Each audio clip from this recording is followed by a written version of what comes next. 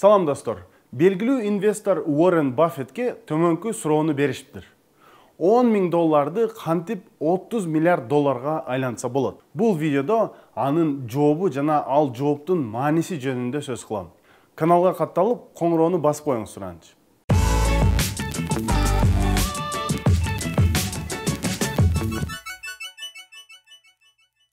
Уоррен Баффет ошол суроого мындай жооп бериптир.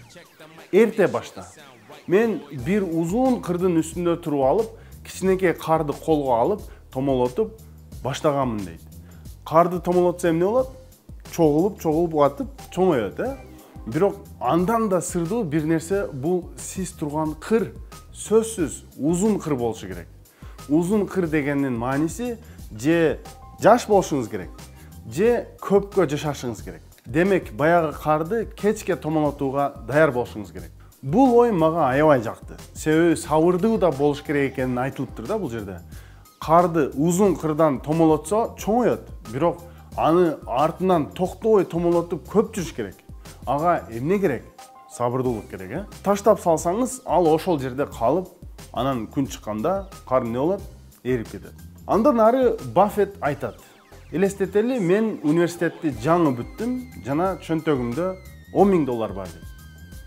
Мен иштеп жаткан компанияларды изилдеп, аларды сатып алууга аракет кылмакмын дейт.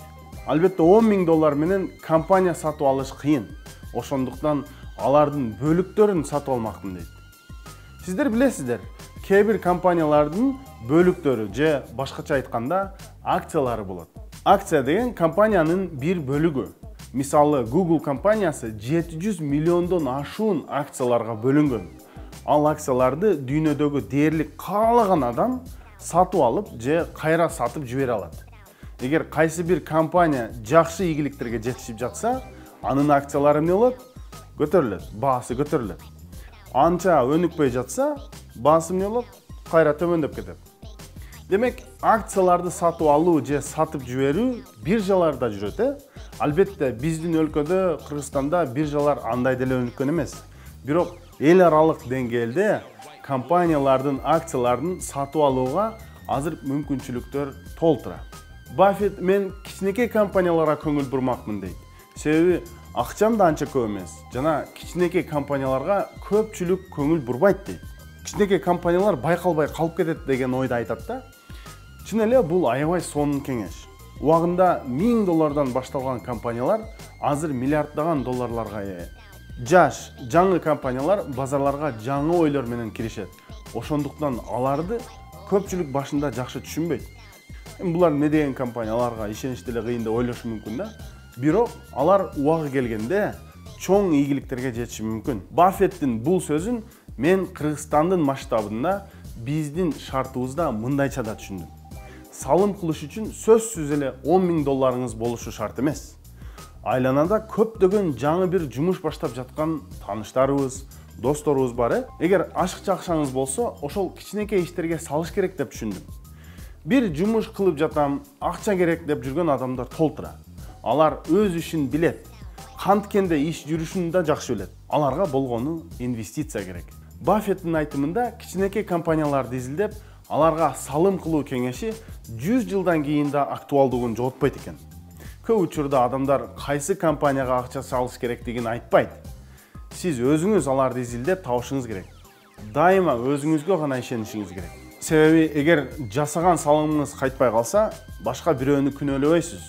Жоопкерчиликти өз мойнуңузга аласыз. Сиз өзүңүз ишенген нерсенин артынан катуу түшүшүңүз керек. Башкалардын сөзү сиздин пикириңизге көп таасир этпеш керек. Албетте, сиз аларды угуп, тийиштүү жыйынтык чыгарып кое бересиз.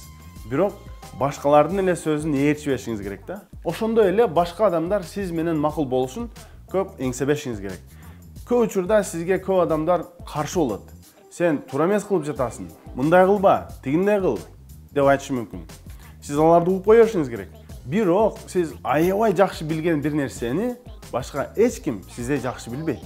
Жашыңыз канча да болбосун, дайыма бир нерсени баштай аласыз.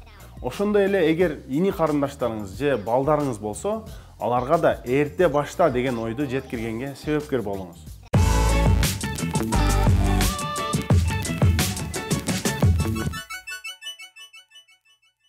Бул видеодо жалпы бизнес эмес, конкреттүү инвестиция же кыргызча айтканда салым кылуу жөнүндө сөз болуп жатат.